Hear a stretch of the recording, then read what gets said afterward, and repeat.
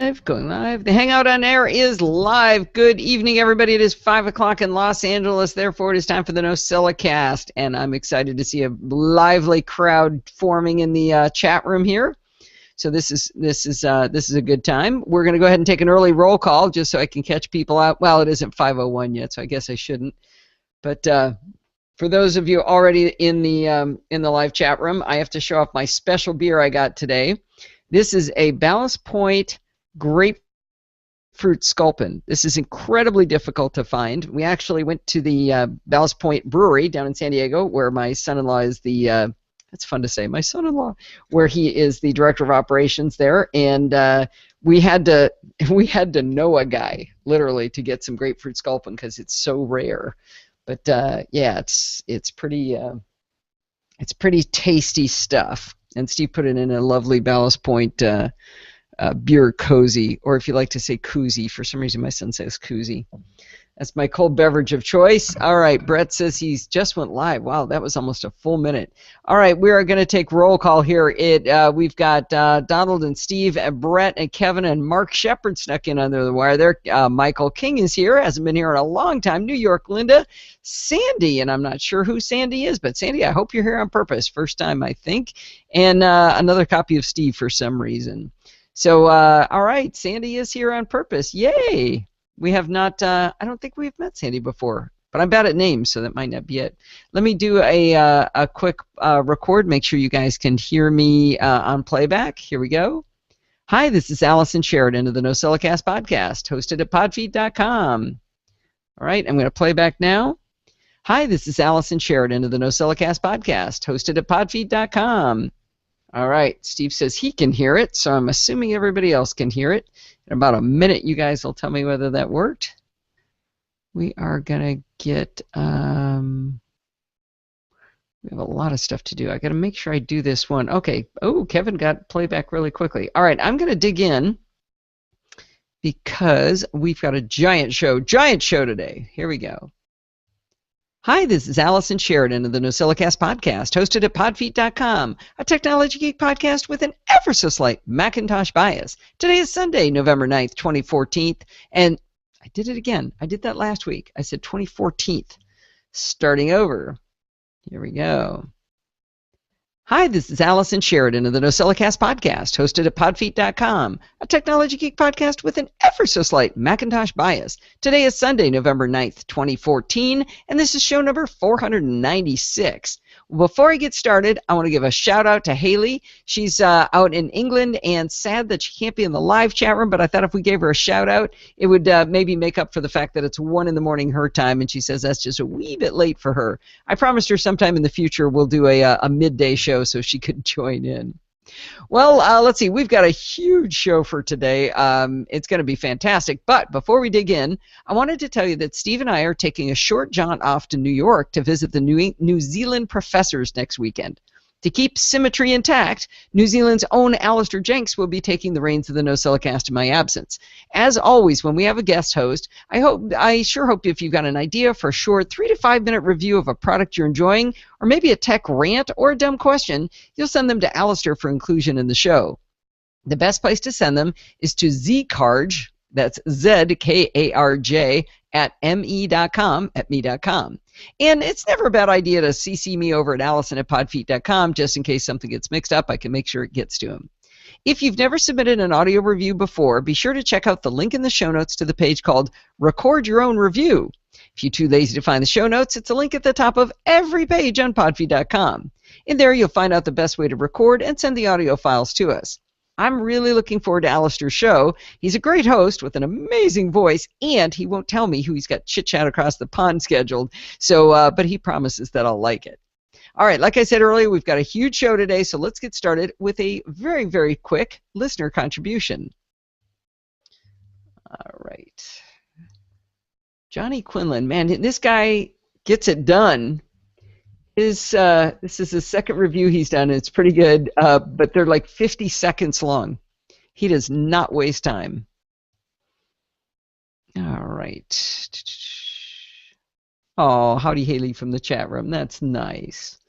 What am I looking for? I'm looking for this, and I'm looking for, and for some reason, Johnny is on the desktop. I noticed that earlier today. I don't know why. But we'll put him up there. 56 seconds. He gets her done, you know? Boom. Yeah. Thank you, Steve. All right. All right, like I said earlier, we've got a huge show today, so let's get started with a very, very quick listener contribution. Hello, Alison and the NosillaCast. I'm here today. I think he needs to be bounced up a bit. He looks a smidge low to me. I'm going to put him up maybe about 4 dB. I think he wants to slide in just a smidge. See how that is? All right, like I said earlier, we've got a huge show today, so let's get started with a very, very quick listener contribution. Hello, Alison and the NosillaCast. I'm here today with a review for the usage widget for iOS 8.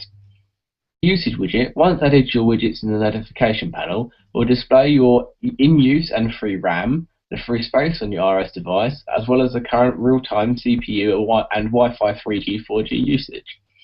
I enjoy having this widget, as I like to be able to look at what my iOS device is doing, as well as when your iOS device is lagging or seems blocked up, it's nice to be able to check at a glance what's happening with your device. The app is available on any iOS 8 device. One of the perks I felt with Android was being able to check a lot of system factors and usage. This widget I feel is on par with what is available for Android. Although the app is currently quite basic, they say that in future updates there will be further user-face customizations available, which will be cool. All the best. All right, let's see. Oh, I moved something. That should have been here. That there. There we go. Okay. Bring that out. Okay. All right.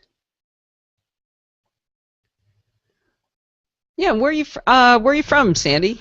This is Matt Quilter. Ooh, another crafty person. Too bad Country Signs isn't here. She usually represents our craft side, and I do as well.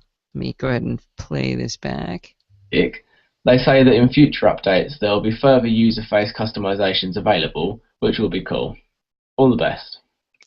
Well, after I listened to Johnny's review, I got all excited. I ran over to my phone and I pulled down the notification center in iOS and I scrolled to the bottom where it says edit so I could enable this usage widget he was talking about.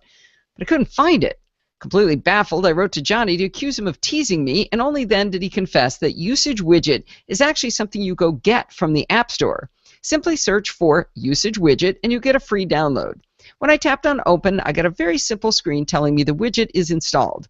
After that, usage showed up in my notifications under edit, and now I too can see my memory usage by free, active, and a third category that's in white text and about 1-point font on a pink background. No idea what that one was. I can see my Wi-Fi speeds and my CPU usage as a really nice graph. I'm betting this is way more interesting when something is borked up, as he says. For now, it's a fun thing to look at and very cool that Apple is finally letting us have some diagnostics. Now let's see a show of hands for how many people want iStat menus as a widget on their iOS devices. I went back to the app itself, and it turns out that page that tells you usage widget is installed as a Today extension also shows me some of the same info as the widget. Not all of it, not as cool as the widget. But in much bigger type, I can see it's free, inactive, active, and wired usage of memory. That was the thing in the little tiny text I was talking about. And it also shows me that I've got a 44.45 gigabytes of free space on my 64 gigabyte iPhone. I definitely like the widget capability more, but it was nice to know what those little bars said on them. I put a link in the show notes to the usage widget for now, so go get it. It's free. And Johnny, thanks for the quick review, man. You just get these reviews in and out and done. No wasting time. You're like the Twitter master here, getting the short and succinct reviews. My nose itches. Ooh, NStats. NStats is also for iOS.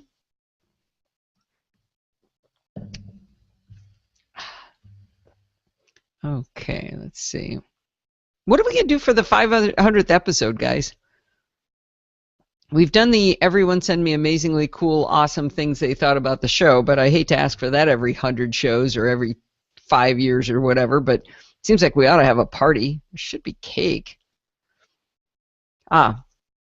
So Sandy, Country Signs has been a very active member of the chat room. She is working 2 jobs right now, so she can't come very often. But she owns a craft store in New York, actually. So, all right, I better keep going. Oh, you have a daughter named Allison, and her birthday is April 20th. Are you kidding me?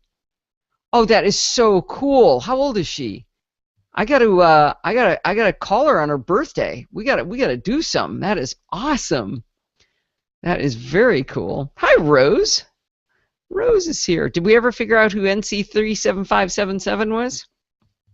I saw you trying to help him or her get a new chat handle there going. Hey, we might have girls almost outnumbering the boys tonight. We're representing pretty close anyway. There should be beer, Mark Shepard says. Yes, there should be beer. All right, here we go. This weekend, Steve and I traveled to see his parents to upgrade his mom from a white MacBook, very, very old, I think it's a 2007, to a brand new shiny Mac Mini.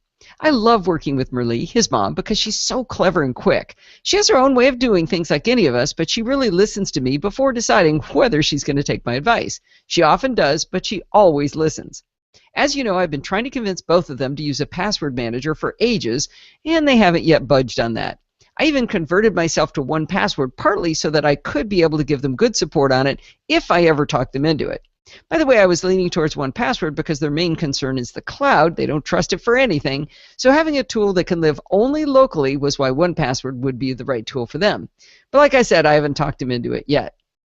Anyway, converting her old Mac to her new one was delightfully easy. I'd never done this before for somebody else, and I'd never done it using Time Machine. First, I verified that her Time Machine backup had run recently, and luckily it had. It's been pretty consistent for the last couple of years. At the beginning, it was kind of dodgy, but it seems to have gotten a lot better. I had run the Mac Mini through its paces when I had it at home to make sure it was in working order, so I launched the admin account I had created and then launched Migration Assistant. It actually took me, I had to do a Google search to figure out where Migration Assistant lives. I'm used to seeing it pop up automatically when you get a new computer, but I didn't know how to just launch it in the middle of an account session. So it turns out it's hidden in Applications/Utilities. One of the options was to migrate user data and applications from a Time Machine backup.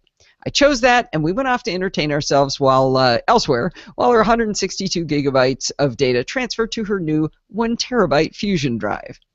When it was all done, she had her user account just as she'd had it before, which was actually kind of a shame. I had promised her that her user account would no longer be called Ken, that it could be her own name. But anyway, it came up as Ken, and it even had her rotating desktop background.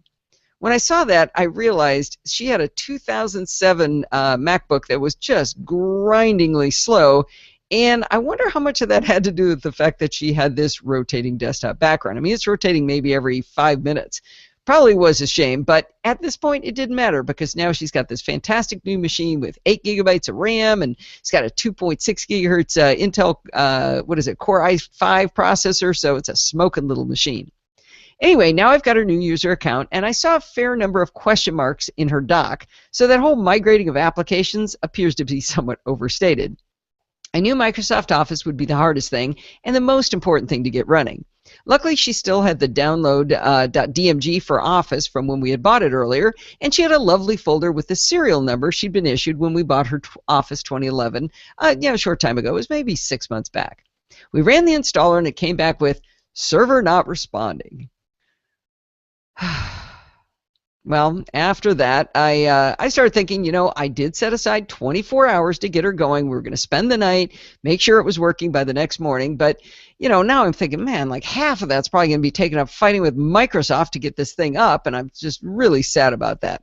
Good news, though. Steve's dad, Ken, had accidentally knocked the router over earlier, and without realizing it, I think he must have bumped the button on the top that actually puts the router in standby mode. Now, why would that button even exist? Why is there a standby button on top? Why would you want that?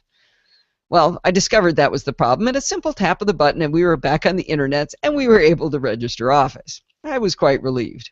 Now, I did try to unregister Office on her old computer, hoping to forestall any future problems, But it is so complicated. And, I've been down that road. You go back and look it up. It was hours and hours and hours trying to unregister Office on a machine.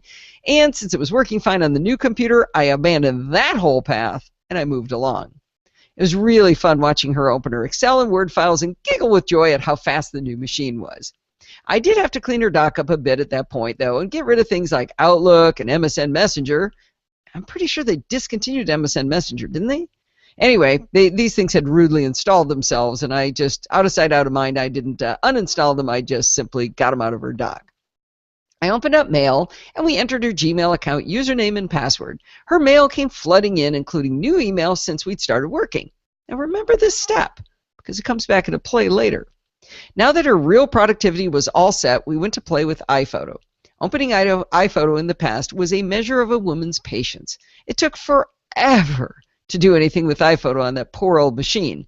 Really sucked the joy out of playing with photos. She again squealed with delight at the speed when we opened iPhoto on the new machine. I suggested we play around with the share option so we'd be sure she could use Facebook and email to share her photos. And that's when things started to go horribly wrong. For some reason, iPhoto has an independent connection to email. It doesn't pick up your mail preferences. You have to enter things like, the server, the SMTP blah blah, and what port it's on, all this stuff, which makes zero sense to me. But in this case, we also had another problem. All of the sharing options were grayed out. We configured iPhoto with their Gmail username and password, but sending a photo failed. I raced back to that darn router to see if the lights were off again, but it was fine, and other surfing was fine. We went into sharing again, and again the options were grayed out, even the mail option, which we had configured. I did some more of the Googles, and I found people saying that quitting and restarting iPhoto would fix us right up, and it did. Back into sharing, and now we have all of the options not grayed out, and mail is ready to send over to Gmail, but it still wouldn't send. Now, I'm actually trying to remember just when and where things got so much worse. But it was either in iPhoto or possibly back in Mail, we suddenly got a message that her password for Gmail was wrong. Now, this was very curious because, as I mentioned earlier, we configured her account over in Mail.app and it was working fine. We had new email coming in. We went to gmail.com in Safari and had her try her login there, but it said her username or password was incorrect. Now, this whole time, she's been referring to a secret piece of paper she keeps hidden in very, very good hiding place, and it's got all of her passwords on it, and we're looking right at the password. I mean, it's printed out. It's right there. We know she typed it in earlier, so there should be no confusion. We worked on this for probably, 10 or 15 minutes, and baffled at what else we could do, Steve and I could only think of one other option, and that was to reset her password. So now we're at gmail.com when we did this, right? I pushed the button and it announced it had sent the recovery email address to her other account over in Cox.net. I should interject here that a year ago or so I configured her Cox.net email to forward over to her Gmail account so that she'd get IMAP instead of POP and she'd be able to read and respond to emails on both her iPad and Mac without problems, and it's been working great. But this means she hasn't logged directly into her Cox.net address in ages. So now we have to get into that address to recover her Gmail account. She says, I don't know what that password is. So think about it. Let's let that one rest for a moment. We have now locked her out of all of her email. She can't get into Cox.net. She can't get into Gmail. So started thinking maybe, just maybe, her email as logged into her old Mac to Gmail would still receive the email. But no matter how hard we pushed that fetch mail icon on her old machine, no new emails came in. Now, Merle understood the gravity of what had just happened, and she sat there mournfully in her chair, feeling guilty for not knowing the password. I explained gently to her that this is exactly why password managers are out there, because as humans we're not good at this. It's not that Merle is bad at it, we are bad at it. This is something we're not good at, and this is how these things go wrong. Now, the story does have a good ending. Steve got an idea. He thought, that Cox email address was created so long ago, maybe, just maybe, she and her husband Ken had chosen the same password. We got Ken's password, went to webmail for Cox.net, and we got in. And right there waiting for us was the password reset from Google. To say that there was a collective sigh of relief does not do justice to how the three of us felt. I looked at Merle and I said, when we get this fixed, we're buying 1Password and you're starting to use it today. And she happily agreed. Well, it's high time for cocktails by this time, so as we sipped a glass of wine on the back patio to celebrate our near-death experience, we brought up Bart's beta of his XKPassWD service, and after setting a few parameters, I asked her to look at the 3 passwords it suggested. She looked at one of them and said, I can remember that! We went to dinner, and when we got home, we went back upstairs, bought 1Password, and entered a half dozen of her passwords, and had her practice saying her new master password over and over and over again until we were sure she could do it. If there's ever a story to tell about why to use a password manager, I think this story of success captured from the jaws of ultimate disaster really tells that tale. That was a long one, wasn't it? All right, what's gone on? John's here. John, how are you? Have you met Sandy? She's new here. How exciting. Wait, what happened? We're all adults after all, but if you don't want me to take offense, just send me a nice bottle of cab. You are my people, Sandy. I'm reading back here. Let's see, Michael King's got himself a Bloody Mary. Oh, we're talking about the Ballast Point Sculpin. How did I get Skyping? Too much Skype today. Let me show the label again to anybody who missed it. Ballast Point Grapefruit Sculpin. This is a rare thing to find. Let's see if I can put this back on without knocking the bottle over. Looks like you guys been having fun while I've been yapping here. Rose is off to the pub, hopefully to rejoin us on an iOS device. What time is it in Australia? All right, this is going to be like a 14-hour show in case anybody's wondering. All right, here we go. Do you have a recurring bill going on that just seems like more than it should be?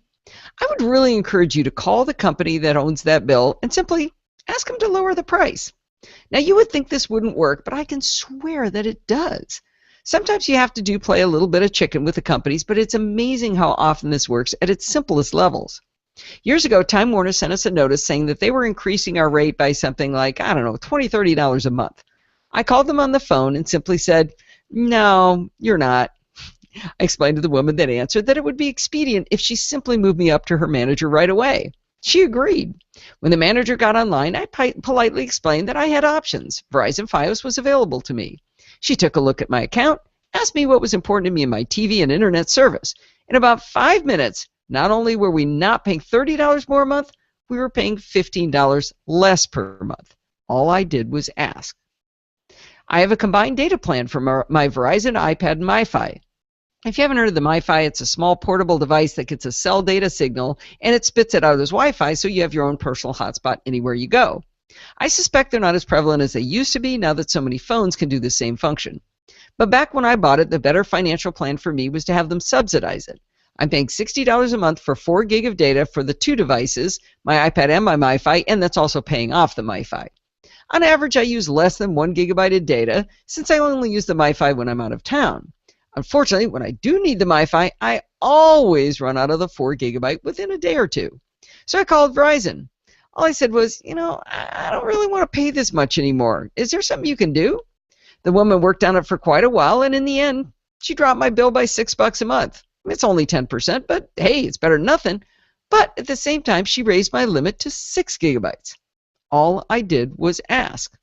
A few weeks ago, I got tired of paying HBO since we were only needing it when Game of Thrones was on. $20 a month is just draining out of the old account for no reason.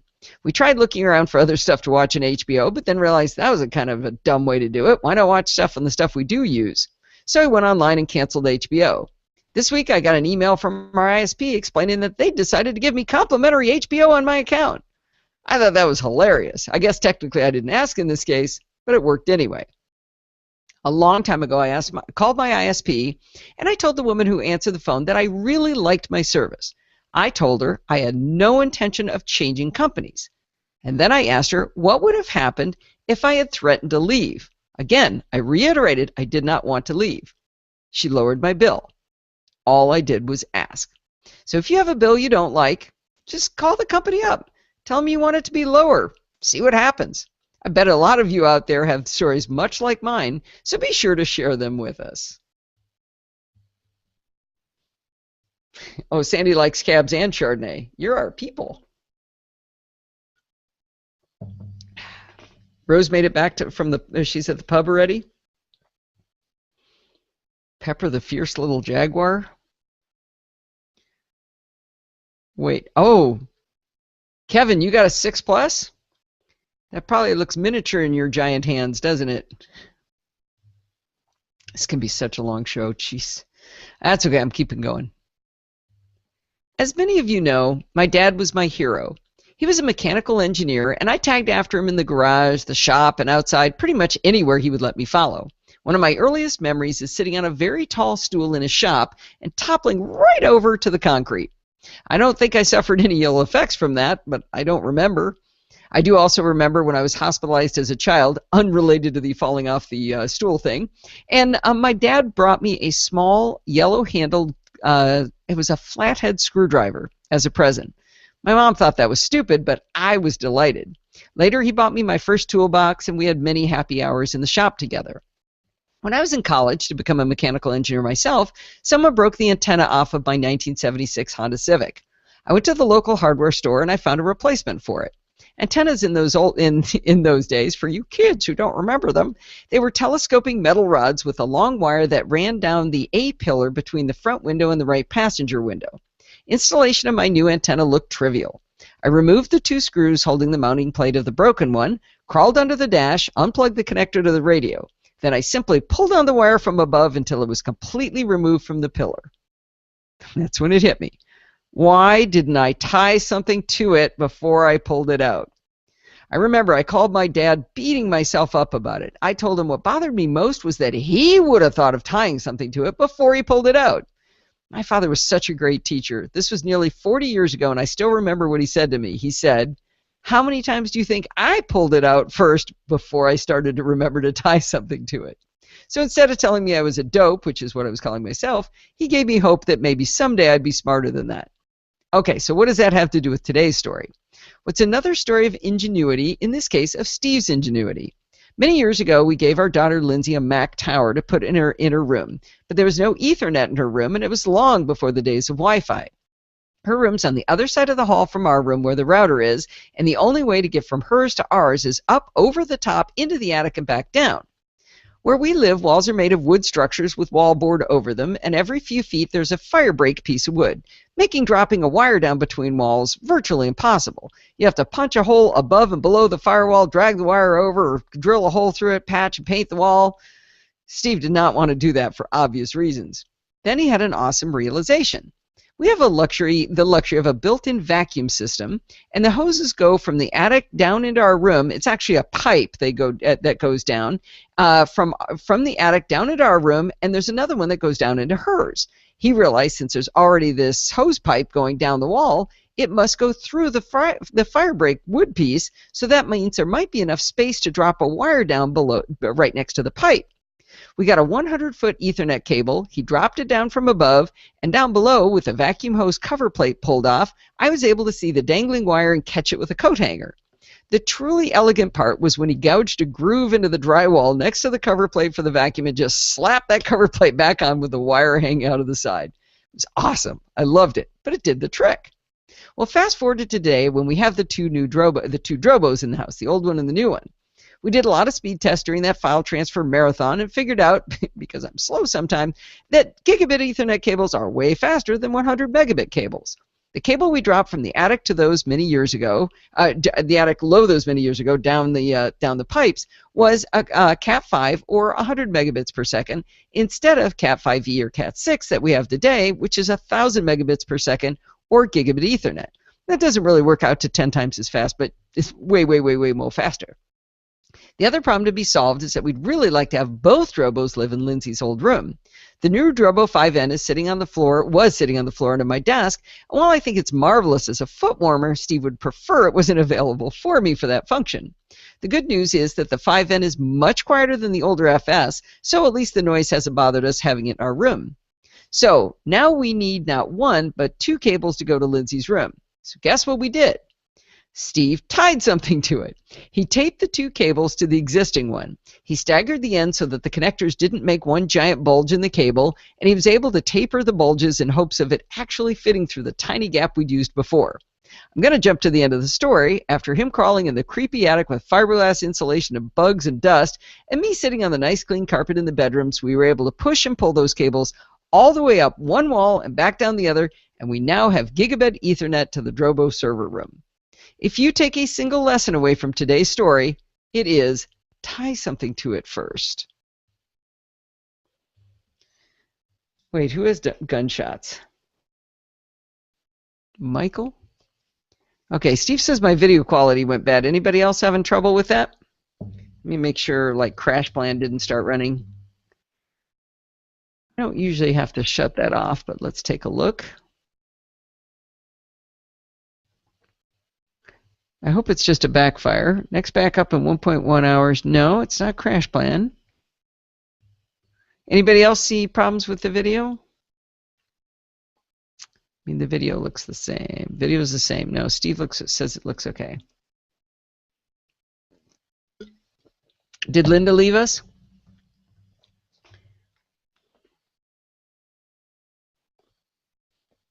Wait, is Linda saying that the video is not the new video is not up on the podfeed.com/live?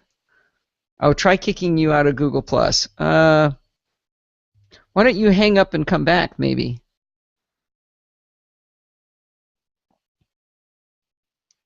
Okay, so Steve is going to hang up. We're just going to noodle a little bit here. Good. Glad it's I was telling Steve before we started that let's see. Do I have to add him? There you go. I'll add him back. Steve? Oh, he came back all by himself. Cancel. He's come back by himself. I was telling Steve, I love Google Hangouts. It's like having a professional photographer just smooth out all the wrinkles, and I look so good on Google Plus. I look really bad on FaceTime. FaceTime is evil. FaceTime just makes you look like you're 1,000. I had Steve's mom do a FaceTime with us the other day, and it was hilarious because she screamed when she saw her own face. I read somewhere that FaceTime was responsible for a giant uplift, if you will pardon the pun, in facelifts, because women looked at themselves and were like, "Oh my God, I got to do that. I gotta get a facelift."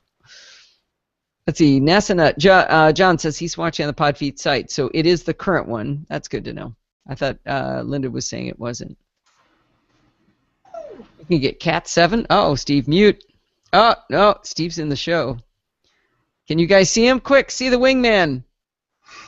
Goodbye, dear. I wish he weren't so shy. You got a quick wingman there, Kevin.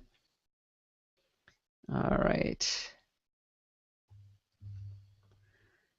Sandy loves dogs, too. Man, you're totally our people. Chardonnay, Cabernet, and dogs? What's going on, Steve? Yeah, that might be it, Steve. That's exactly what I want to be talking about right now. Steve's questioning me on why Tesla's breath is bad right now. All right, here we go. That's goofy, silly. All right. Oh, good. Kevin saw his wingman. That's good. Okay, here we go. Remember how Dorothy created a tutorial teaching us how to create a safe version of Chrome that would force SSL in our browsing?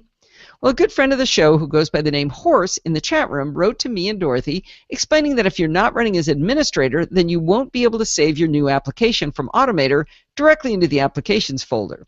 He gave us the instructions to follow in this instance, which weren't hard, but it was a little different way to do it if you are not an administrator. Now, I want you to think right now about if you had created the documentation, say, at work or instructions for your friend and family. If you don't use Clarify for your instructions, you're probably sensing that dread of launching Microsoft Word, plopping in those extra words and watching all of your formatting just go in the garbage heap. Images inserted have jumped to the wrong pages, your text isn't wrapping properly anymore, and it's basically a giant mess that's going to take you forever to fix. Well, guess what? Didn't take me forever to fix because Dorothy did it in Clarify. I popped open Dorothy's glorious tutorial in Clarify, plopped in the extra text, and I hit the publish button to podfeed.com, and I was done. Now, I could have exported to Word or PDF. It would have been just as beautiful as her original. All of the friction is eliminated with Clarify. If you're still fighting with Word, or heaven forbid you're doing PowerPoint to make documentation, just stop shooting yourself. Do you hate yourself? Why would you do that? Do yourself a favor and go over to clarify-it.com and be sure to tell them Allison sent you when you inevitably buy Clarify. And thanks so much to Horse for letting us know so we can improve the tutorial for everyone. Chat on MacBook, video on iPhone 5. Wait a minute, Rose, how are you getting the video on the iPhone 5? 6. How are you doing? Can you watch the video at podfeed.com/live? You can't do that, can you? Cops are watching the NosillaCast? Seriously, can you really watch? You can't watch the video online, can you? On my site? Pidfeet.com. Sorry, we're going to take a short break here while I look at this. Feet.com/live. I didn't think. Or are you in something else, Rose? You can if it's not Flash, but I guess I sort of assumed it was Flash. Oh my gosh. How did I not know this, Rose? Cops are watching. Oh, and it's the NosillaCast? Seriously, can you really watch? Wow. Watch the video. Okay. I can't believe that didn't even occur to me that when we switch to Google, you can watch the video live. That is ridiculous. That is so cool. That's awesome. How come nobody told me this? Rose. I didn't know that. That's so cool. Seriously, that never came up. Did everybody else know this but me? Okay, Kevin, take your ears off. I'm going to drop in the jingle here. Favorites, Jazz, 44th Street Long, right there. Boom. All right, Kevin, put yours off. Kevin!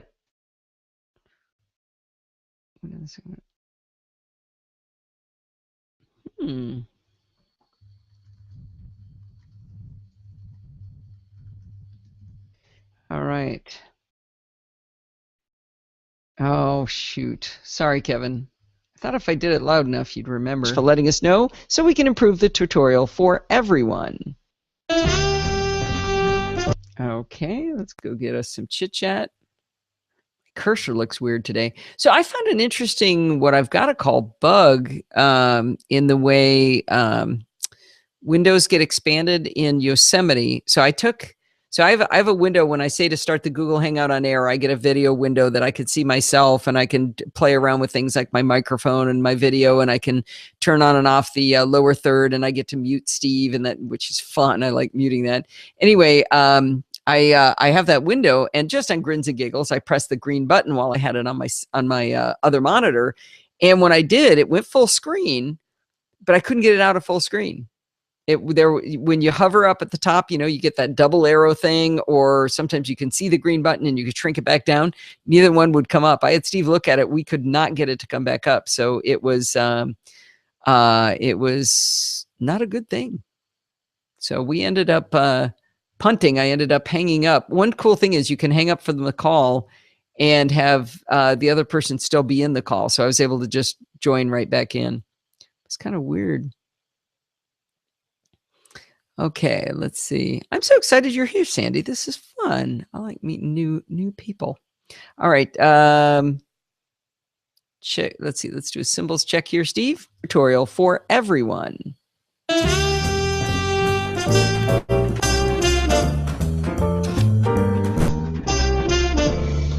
Well, it's that time of the week again. It's time for Chit Chat Across the Pond, and Bart Busschots is back to finish the teaser we started about networking last week.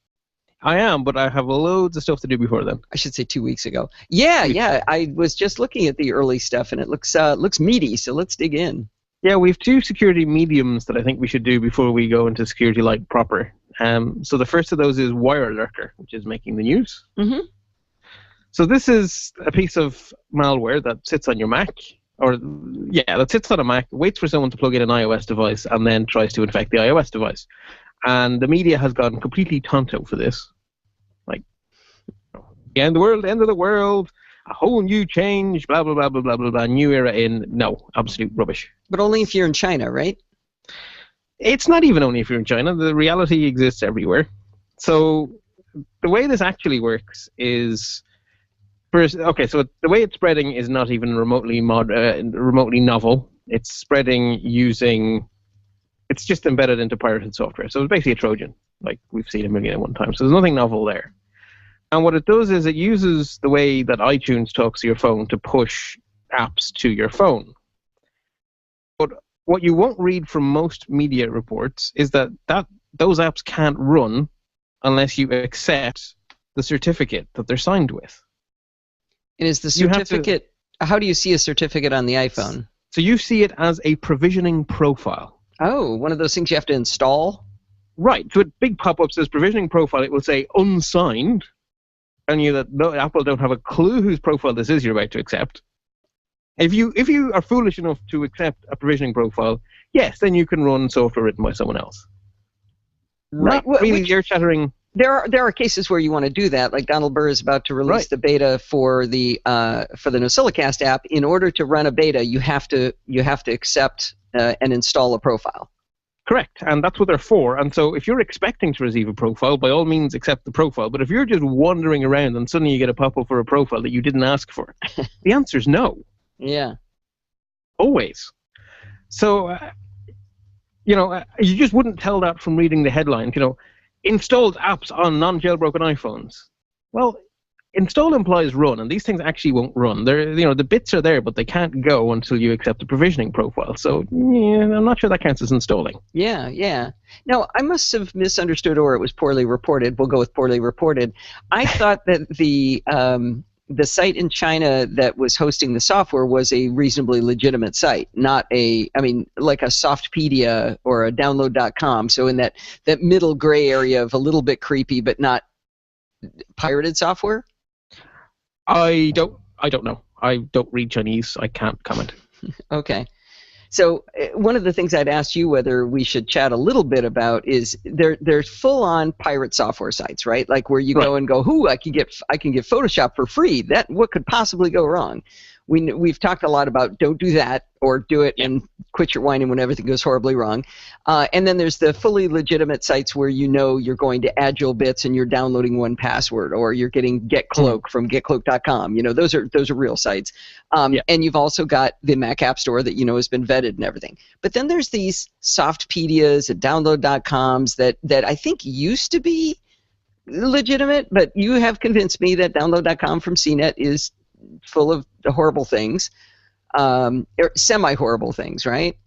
Yeah, it's all legal. It's just icky. And they started putting in toolbars, and they have installers that put crapware on your machine, that kind of thing. So maybe it's not complete and utter malware, but it's annoyware at the very least. It's certainly stuff you didn't want and that you ended up with without asking for, which I think is bad practice. Yeah, and I think we're going to circle back to that at the end of this discussion. We are. But I think it's important. All right, Sandy, we definitely feel your pain. You have challenges there. I'm glad you got your husband off of Android. That's definitely good news. That's got to be tough. Have you got him using a password manager yet? That's where it really gets tricky, in my experience. We'll look at clarify documents so he can attach a file to email himself. Oh my gosh. Whew. That is tough, Sandy. Oh well.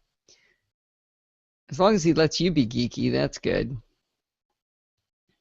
Do you do any kind of Google Plus stuff, Sandy? I'm going to suck you into our madness. You do realize that, don't you? All right, let's see. Okie dokie. Well, until, I presume, 2 weeks from now. I think so. Okay, well, until then, happy computing. All right, well, that was a long show. I promised you a giant show, but we had too much fun. I swear, I looked at the clock, and I thought we'd been talking like 45 minutes, and I looked at it was an hour and 12. So hope you guys enjoyed that on top of all the other content. That's going to wind us up for this week. Many thanks to our sponsor for helping to pay the bills, Blue Mango Learning at BlueMangoLearning.com, makers of Clarify.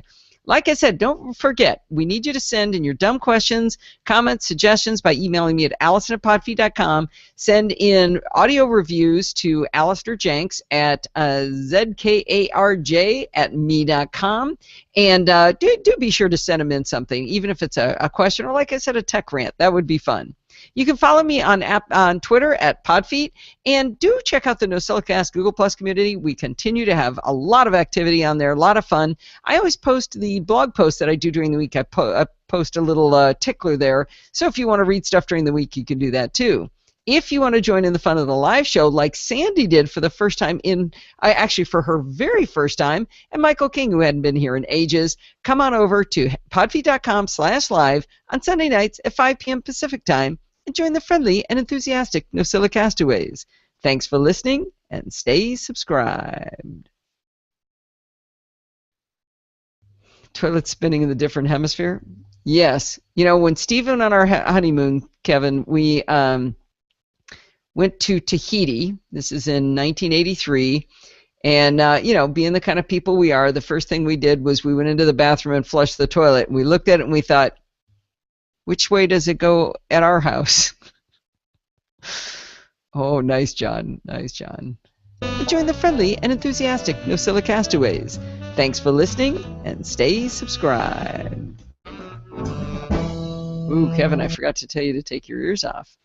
Look at me. Oh, Sandy, sometimes what I like to do, Sandy hasn't seen this before, so I like to show how I'm editing the show on the at the end here. So this is GarageBand. One of the things I do is I shrink this down, and wow, it was a long segment, but it was fun. It's really, really interesting. I grab all of these where I may have chopped off a piece at the end, and I join them together, because if I did do a break in the middle of it, like I said something and I just cut the end off to start up a segment, it'll actually get this kind of ghosting where the two pieces will you can hear what I cut off. So that's one of the reasons I do that. Let's see. For the water to go down. You guys are disgusting. Boys are talking about toilets. This audio level looks really low to me today. Well, it is what it is. All right, we need a Midnight Dialogue medium here. Intro. We got to set that a little bit bigger so I can see 5 seconds in. I don't know. A lot of stuff I do, I always wonder whether it still has to be done. Like when I first started, if you started your audio recording right at 0, you'd get cut off at the beginning. And I don't think that happens anymore, but it's such a habit, I keep it going. So let me hear how this is. Show number 496. Well, before I get started, I want to give a shout out. Poop is my bread and butter. Yep, Kevin's in the poop business. If anybody didn't know that. All right, the last thing I do is I share export song to disk, which, I don't like the way they do this screen sharing. I'm going to stop this. I'm going to try this again. I'm going to go, hopefully I don't have anything on my desktop you shouldn't see. Let me cover some stuff up just in case I'm too lazy to go look and see what I've got over there. But there, that's good. That'll do us. Let me share my entire screen instead, because I think now you can see if I'm in GarageBand and I go to share export song to disk. Yeah, now you can see the whole thing. It's a lot smaller, but it's funny, you don't see these pop down windows, and you have to not do it compressed and say export. 32 years of poop. You've been there 32 years, Kevin. That's hard to do because you're only like 35, I thought. You're not hard to feed, Kevin? This is a fun party tonight. I like it. I like it.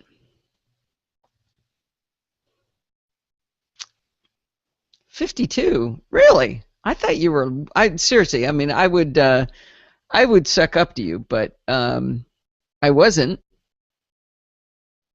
I actually thought you were in your like mid-40s. You're well preserved, probably because you never see the sun out where you live. Sorry, we look pretty old out here.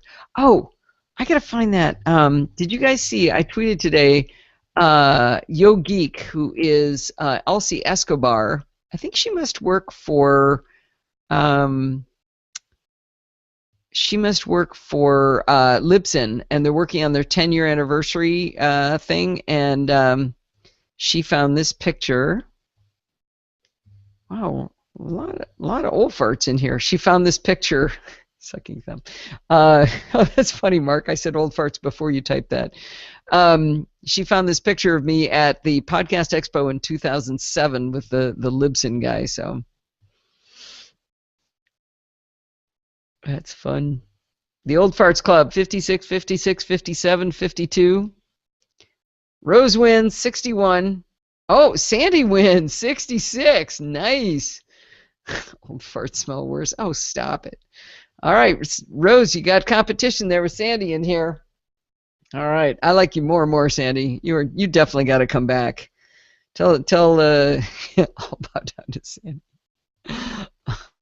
That's awesome. I love it. I love a contest where being old and as geeky as possible wins, right?